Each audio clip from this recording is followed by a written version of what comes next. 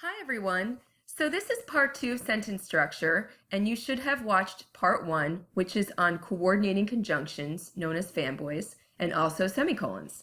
So here are a couple other sentence structures. This one is using subordinating conjunctions, which is another term that you should look up online on the internet.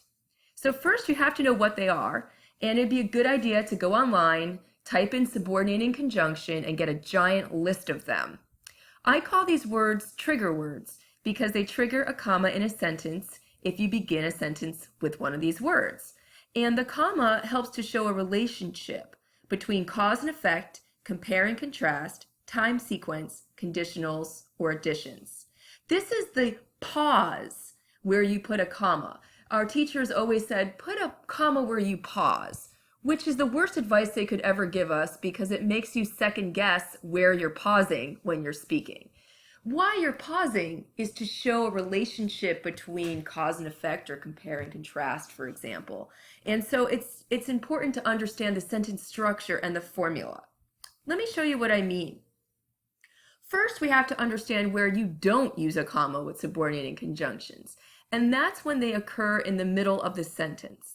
So if you look at these two sentences I have here, right, I should be cautious if I surf in warm Florida waters. There's no comma anywhere. It's the same thing with the word because. I've noticed a lot of students putting commas before the word because, and that's just incorrect, all right? I should be careful because there are sharks, right? There's no pause there at all. I should be careful because of this reason, okay? But if we flip the sentence around, and we start the sentence with the subordinating conjunction, which is typical in writing, not so much when we speak, we will have a pause, and that's where the comma goes, but it's to show relationships between ideas. So if a shark attacks, if that happens, comma, the result is, right, cause and effect. If a shark attacks, the result is it is probably because it thinks you are a food source, right? Cause and effect. That's why the comma is there. That's why we pause when we speak, is to show a relationship. It's the same thing with time, right? When you surf in Florida, like when you do that, you must be careful of sharks, right? When you do this, this is the result or the time. So think about the way that commas are working with subordinating conjunctions. And I want you to think of it like a mathematic formula, right? You can plug in any words into this formula, if they are subordinating conjunctions, and you plug it into the beginning of this equation, it will trigger a comma every time, every time.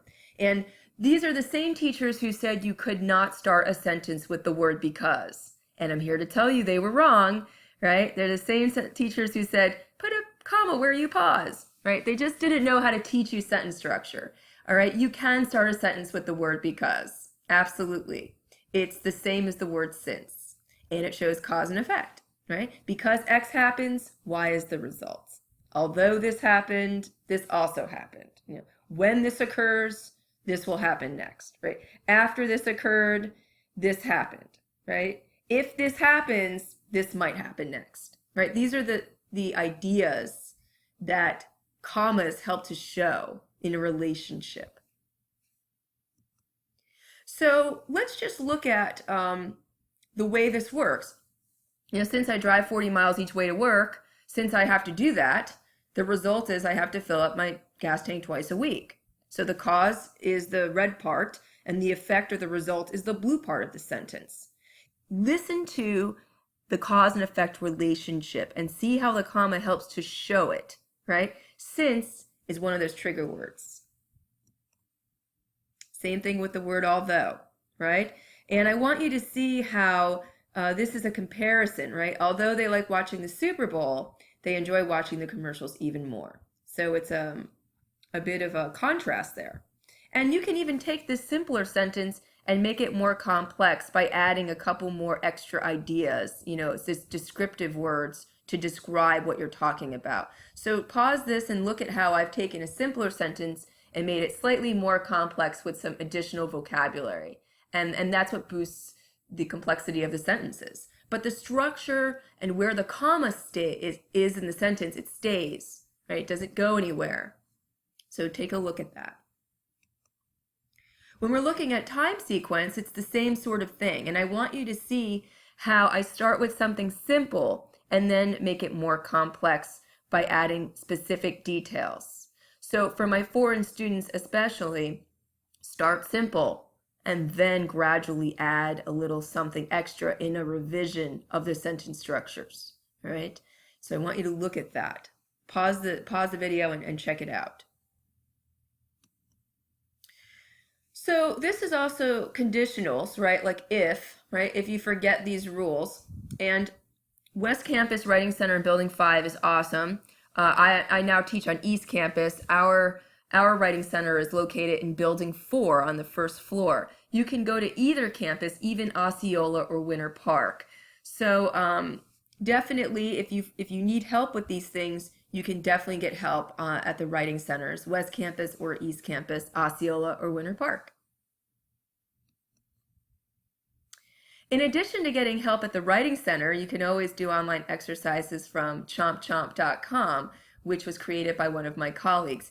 And you can also just go online and look up all sorts of exercises on subordinating conjunctions. There's so many. I can also help you with this if you would like.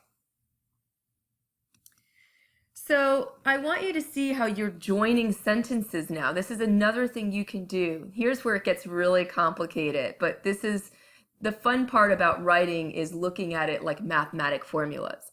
So notice the green sentence is a simple sentence, right? You cannot remember everything. And the purple one is one of those subordinating conjunction sentences, a trigger word sentence. And I'm training my brain to look at the very beginning of the sentence. So if starts the sentence, so I know it's going to trigger a comma. So you cannot remember everything, plus this complex sentence in purple. If you forget these rules, you can see Professor Valentino. And what I've done in this red part here is I've taken the period and I've changed it into a fanboys.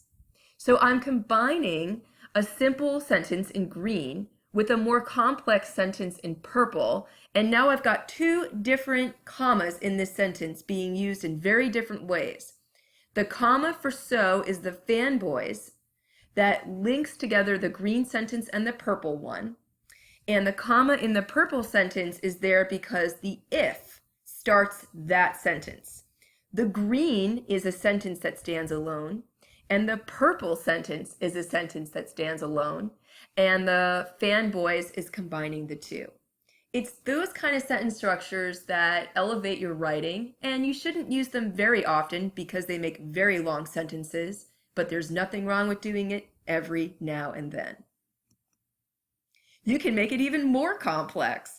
And I want you to pause this video and see how I took this simpler sentence structure and then added a couple more vocabulary words, some adverbs in there, some prepositional phrases to make it a little more complex. Okay, I want you to look at how we can create sentences in a more complex way by starting out simple and then adding onto it in our revisions. The one last thing I want you to understand is where students make mega mistakes. They somehow think that these words, which are conjunctive adverbs, are like subordinating conjunctions, and they are not. Words like consequently, furthermore, and however absolutely require a comma directly after that word. They love each other, don't split them up.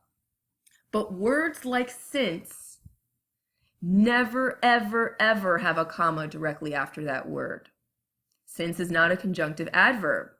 So if you've gotten in that bad habit, you need to learn the difference between a conjunctive adverb and a subordinating conjunction. And all you need to do is go online and print out a giant list of them from a reputable educational resource online. Thanks for watching. Hope you learned a lot about subordinating conjunctions as a sentence structure.